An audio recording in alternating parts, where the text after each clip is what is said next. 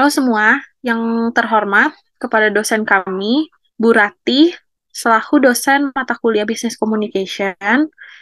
Di sini saya dengan Angela bersama teman-teman saya, yaitu Dede Pirhatini, Melani Mardianingsih, Rosmini, dan Yani Setiani, akan membawakan topik observasi komunikasi PT Selalu Cinta Indonesia untuk melengkapi ujian akhir semester kami.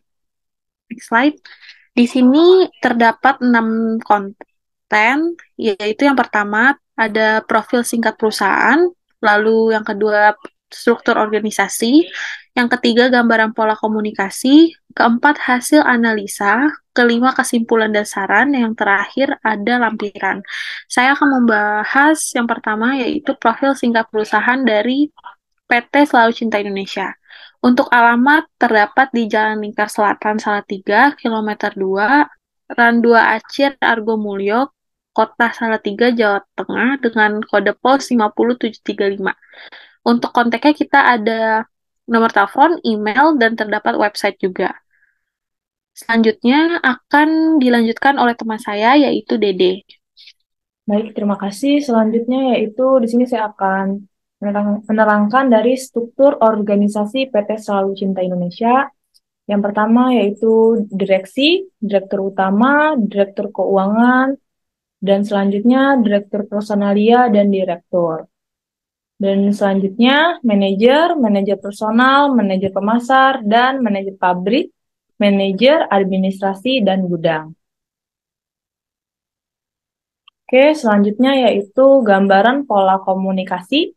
Pola komunikasi yang digunakan oleh PT Selalu Cinta Indonesia dalam memberikan informasi pekerjaan ataupun hal lainnya adalah pola bintang atau pola semua saluran di mana pola bintang itu sendiri merupakan semua anggotanya sama dan juga semua memiliki kekuatan yang sama untuk mempengaruhi anggota lainnya. Dalam artian, di sini para pemimpin terbuka dalam hal menerima inovasi, kritik, dan saran. Hal ini dibuktikan dengan adanya program Kaizen, di mana kita bisa memberikan inovasi kita di bidang lingkungan kerja. Selain itu, kita juga bisa memberikan inovasi kepada atasan yang pengawas, yaitu biasa kita sebut Mr. Lee, mengenai inovasi lainnya. Bagaimana dengan pola komunikasi di area produksi?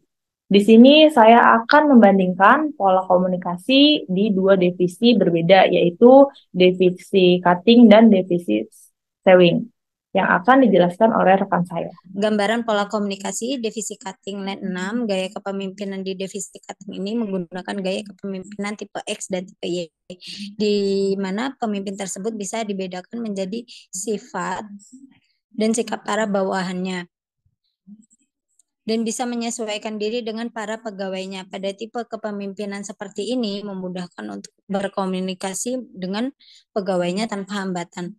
Lalu, gambaran pola komunikasi divisi sewing line 12, gaya kepemimpinan leader di divisi sewing menggunakan gaya kepemimpinan tipe X, menekankan pentingnya pengawasan ketat, imbalan eksternal, dan hukuman sebab para pegawainya tidak pernah bisa mencapai target. Tapi ada yang salah dengan gaya kepemimpinan ini karena ada yang tidak suka diberi teriakan, cukup dibilang sekali sudah cukup tanpa perlu adanya teriakan dan lain sebagainya.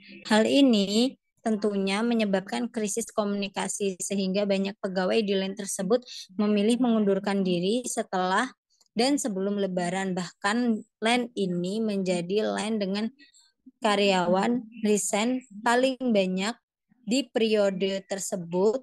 Tentunya hal ini menurunkan kinerja karyawan dalam bekerja. Selanjutnya akan dilanjutkan oleh rekan saya. Selanjutnya itu hasil analisa. Gaya kepemimpinan Pak Wadi benar karena menciptakan komunikasi dua arah antara seorang leader dengan tim, karena dengan begitu seorang leader mendapatkan kelebihan dan kekurangan dari timnya. Apabila terdapat kekurangan, maka dengan cepat bisa dihandle atau diatasi oleh tim yang mempunyai kelebihan. Sedangkan untuk 12 sangat tidak setuju di mana akan menimbulkan rasa atau suasana bosan dan menegangkan dikarenakan hanya ada satu arah pembicaraan saja. sehingga akan sangat mengganggu kinerja di perusahaan tersebut dan leadernya tidak dapat mengetahui kapasitas dari timnya. Selanjutnya, kesimpulan akan dijelaskan oleh rekan saya, Kak Yani Setiani.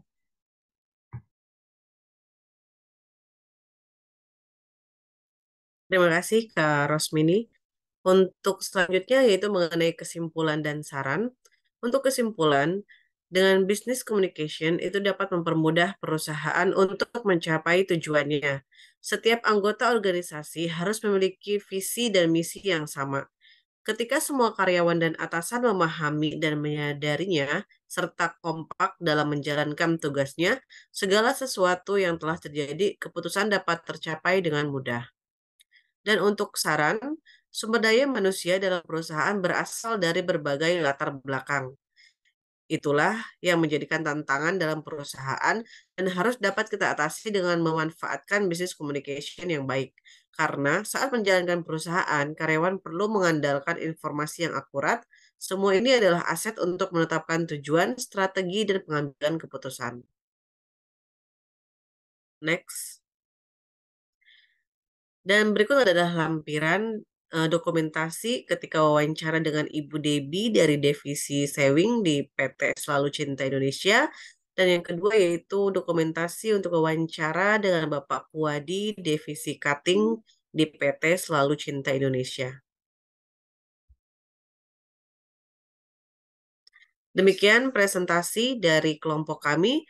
Kurang lebihnya kami mohon maaf. Kami tutup presentasi ini. Terima kasih atas partisipasi dan kehadirannya.